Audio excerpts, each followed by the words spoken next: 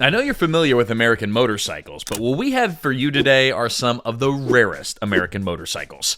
Number 1, starting the list, we have the 1963 Ermacchi Alla Verde, a testament to a bygone era where Italian artistry met American engineering.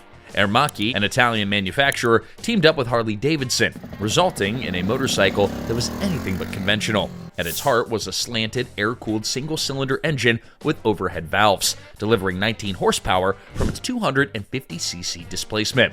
While this may not sound like much today, back in the early 60s, this was enough to hit a top speed of 88 miles an hour, a respectable figure for a lightweight commuter bike. One of the most intriguing aspects of the Alla Verde was its spine frame construction, which not only gave it a distinctive silhouette, but also contributed to its nimble handling. Designed for urban roads and spirited weekend rides, it could dart through city streets with ease, though it occasionally felt less stable at higher speeds. The race-inspired fuel tank added to its charm, giving it a sporty appearance that made heads turn. Yet this styling was divisive. Some loved the unconventional lines, and others found it an acquired taste. However, rarity is part of the Alla Verde's allure. Limited importation to the US meant that not many riders had the chance to experience its unique blend of style and performance. Those who did often praised its spirited character, but acknowledged its quirks. Handling was agile, but the bike could feel unsettled when pushed too hard. The engine, though reliable for its time, lacked the refinement of some competitors, and the bike's overall build quality left room for improvement. Number 2, the 1977 Harley-Davidson XLCR. The 1977 Harley-Davidson XLCR is a bold attempt to redefine Harley's identity, making it a rare gem in motorcycle history. Produced for just 2 years, its scarcity is matched by its daring design. Built on the Sportster frame, the XLCR featured an all-black aesthetic with fiberglass components and a 1000cc V-twin engine delivering 57 horsepower. Its cafe racer styling was groundbreaking for Harley, but the long wheelbase and cruiser-like handling made it less agile than expected. Arriving late to the cafe racer trend, the XLCR struggled to find an audience, yet its distinctive look and experimental spirit made it unforgettable.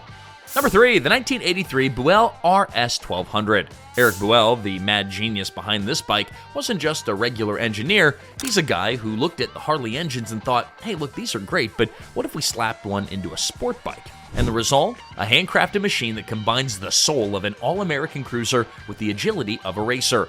The 1200cc engine may only push 56 horsepower, but Buell's uniplanar mounting system ensures a smooth ride by minimizing vibrations. Its triangulated alloy frame maximizes stiffness for sharp, confident handling. The suspension, featuring a Marzocchi fork and underbelly shock, keeps it grounded in corners, while custom-designed brakes deliver precise stopping power.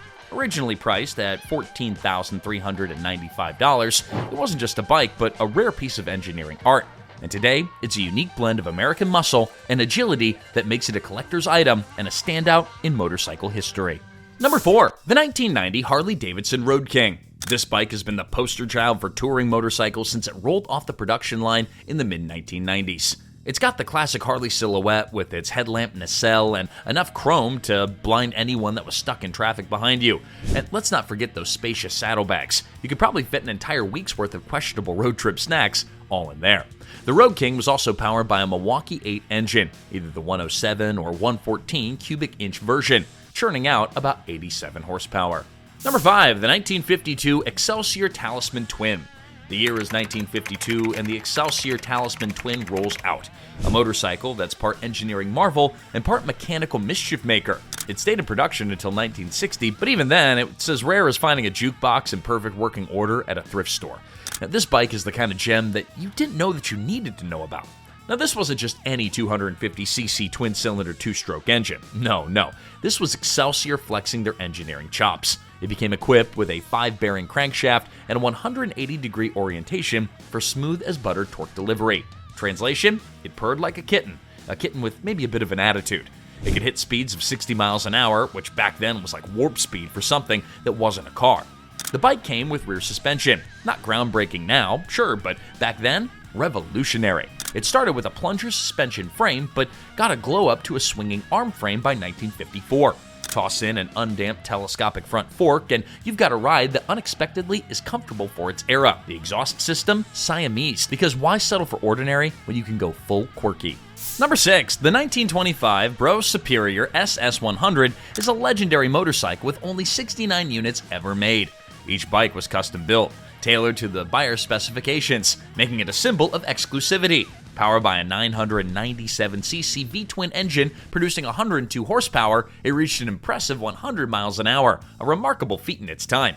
Its 6-speed gearbox and multi-plate oil bath clutch ensured smooth performance, while its Art Deco design, with streamlined fenders and striped gas tanks, cemented its status as a rolling masterpiece. However, the SS100 was notoriously high maintenance, requiring obsessive care to keep it running.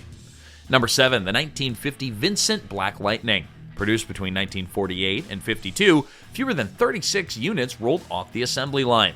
This beast was basically the Vincent Black Shadow's cooler, faster, and racier sibling.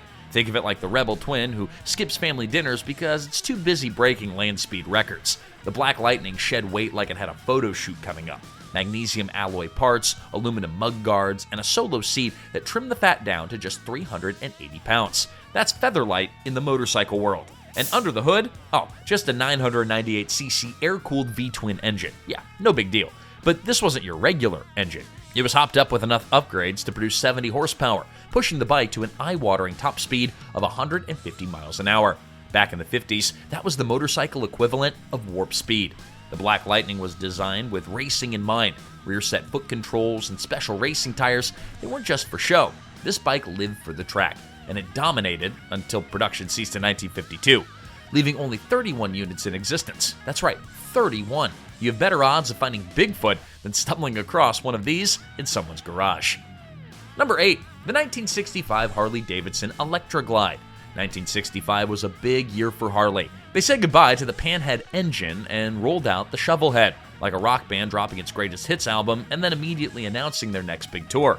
But the real headliner? The electric starter. Yeah, that's right. No more kickstarting your way to a sore ankle. This was Harley saying, welcome to the future, folks. And for touring riders, this was a game changer. Long rides got a lot less tug of war and a lot more get up and go. The Electra Glide didn't stop making life easier. It was all about practicality. They slapped on a factory windshield and luggage, basically saying, here, take your whole life with you if you want. Powered by a 74 cubic inch V-twin engine that pushed around 55 horsepower, it wasn't exactly a rocket, but hey, you're not dragging this beast to the racetrack. This bike was built for the long haul, road trips, highway cruising, and letting the wind write poetry in your hair. Oh, and here's a fun nugget for collectors out there. Harley only made 6,900 of these in 1965. Number 9, the 1949 Indian Aero. This little guy was all about practicality and, dare I say, efficiency. Which, yeah, isn't the first thing that comes to mind when you think of Indian motorcycle. The Aero rolled out in 1949, back when post-war America was buzzing with optimism and people wanted affordable, reliable rides. Enter the Aero, featuring a single-cylinder overhead valve engine with a humble displacement of 149cc. Yeah, that's not going to win you any drag races, but it made for some decent city cruising and leisurely weekend joyrides. Plus, with a 4-speed gearbox, you could tackle a variety of road conditions without feeling like you were wringing its neck. The Indian Aero was designed to be lightweight and easy to handle, making it perfect for newer riders or folks who didn't want to wrestle a heavy bike through traffic. However, its light build did come at a cost. Indian motorcycle companies struggled financially, and the Aero's design, it was innovative, but it was a bit rushed. And number 10, the 1985 Buell RR1000. The 1985 Buell RR1000 Battle Twin is a name that often slips under the radar, but believe us, it is a motorcycle that is worth talking about. Manufactured from 85 to 86, it's not just rare, it's practically a ghost on the market today. But what sets the RR1000 apart is its unique engineering. The bike features a monocoque frame, which is a design that's as innovative as it is practical. This frame doubles as a structural component by integrating the engine directly into its design. And the result? Well, a bike that's not just lightweight, but also incredibly rigid, which translates into superior handling and performance on the road. The heart of the RR1000 is a rubber-mounted V-twin engine derived from Harley-Davidson's XR1000. While it's not about raw horsepower, 77 horsepower might not sound like much, but this engine delivers a blend of torque and reliability that's perfect for the kind of rider who values consistency over showmanship. The power band is smooth, making every ride feel balanced and controlled, even during aggressive maneuvers. And then there's the aerodynamics. The RR1000 sports a futuristic fairing that was way ahead of its time. And it's not just there for looks. This design minimizes drag. giving the bike a sleek edge that's still impressive by today's standards. Handling gets an extra boost from Marzocchi front forks and powerful disc brakes at both ends, ensuring that you're in complete control whether you're tearing through twisties or coming to a hard stop.